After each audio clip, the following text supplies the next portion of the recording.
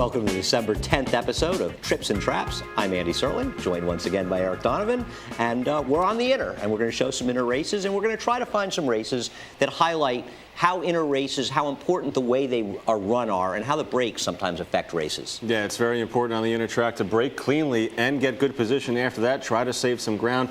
That doesn't happen all the time, and one of the horses that it really affected, I don't know how much in terms of ground loss, but in terms of position in the race, was a horse named Retriever on the third race of December 3rd. It was a maiden special weight. Race was won by the 8-5 favorite Aswak, but a Retriever, the kind of horse that needs the lead, or seems to do his best running on the lead, I should say. The number 7 horse here just not going to get away cleanly.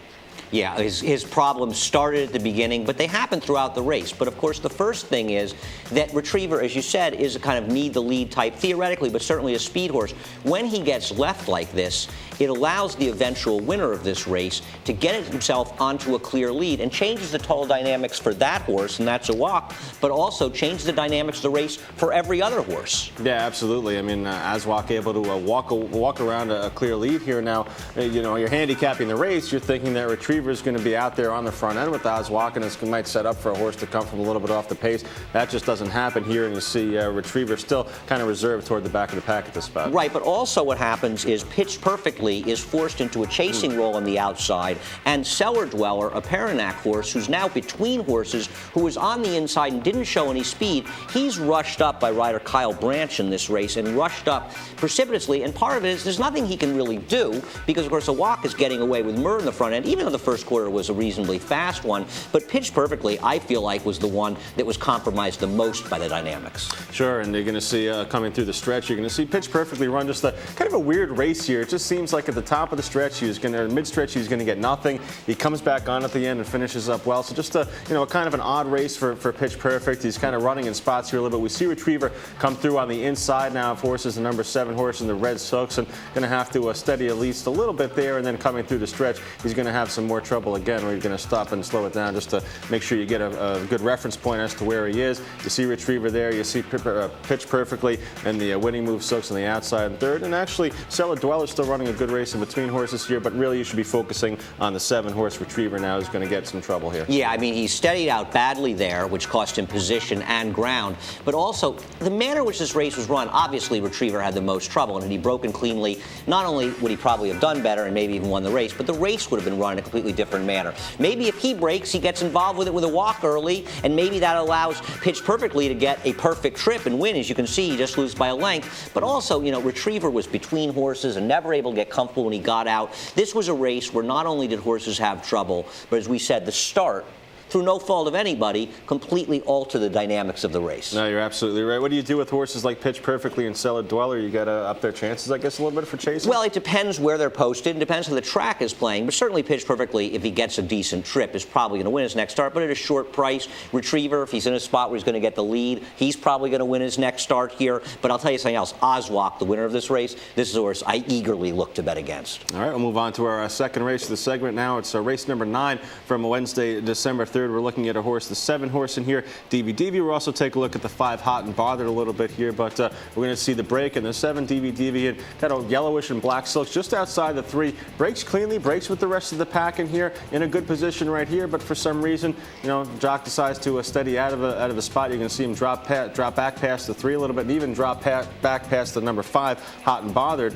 So at this point, things starting to unfold in a negative way here for DVDV. Yeah, one of the things about the race in the inner is, it feels like you need very often, I mean, obviously you get tracks where horses close, but you need to maintain your position, and DVDV is doing the opposite of maintaining his position and seems to be being steady here.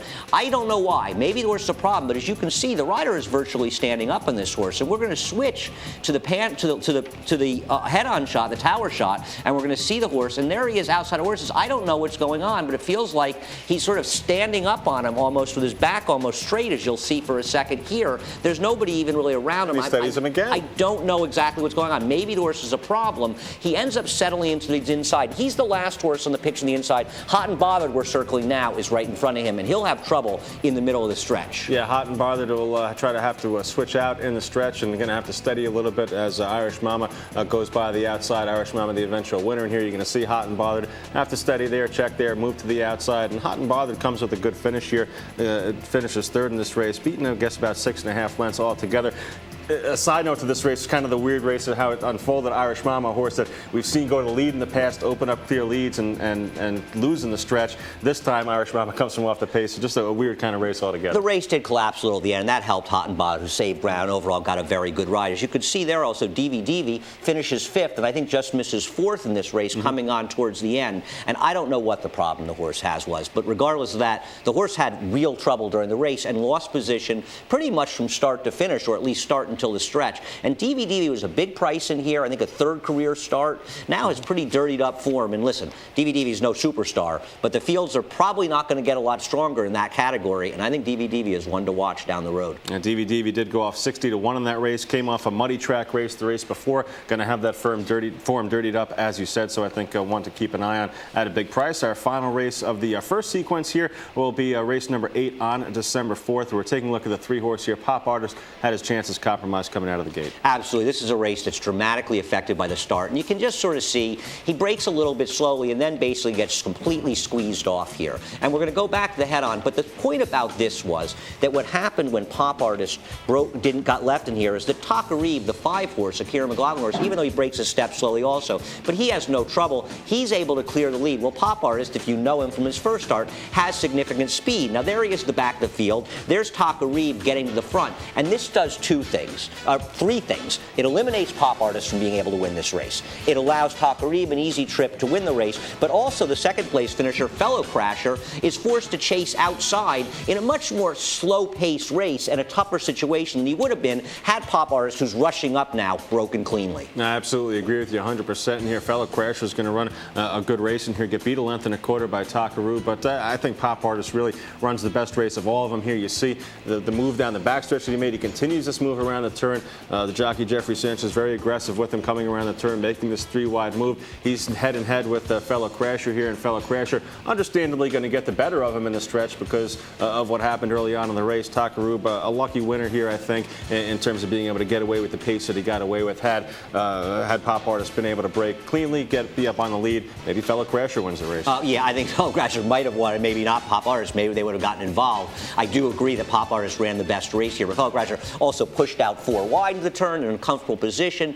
Had none of that happened, he might have just been sitting in that garden spot. Now, obviously, he might have been the recipient of a perfect trip, but clearly what he got here was not a perfect trip and not perfect dynamics. All right, that'll do it for the first segment. We just want to remind you about the email address, tripsandtraps@NYRAinc.com. We love hearing your suggestions, and when possible, if we agree with you, or even if we don't agree with you, we'd love to get your suggestions on the air and talk about them. Someone sent us the email about Hot and Bothered, and that kind of led us to DVDV a little bit, Absolutely. too. So we really do appreciate it. Also, a reminder, we'll remind you again, the second segment, this will be our last show we film until the end of the year. Obviously, we're taking a break at Aqueduct through after next Sunday through Christmas Day. When we come back, we're not going to film a show on the 26th. The next time we film will be New Year's Eve, the 31st of December. But we're still going to film a second segment, so tune in for that. We'll be right back.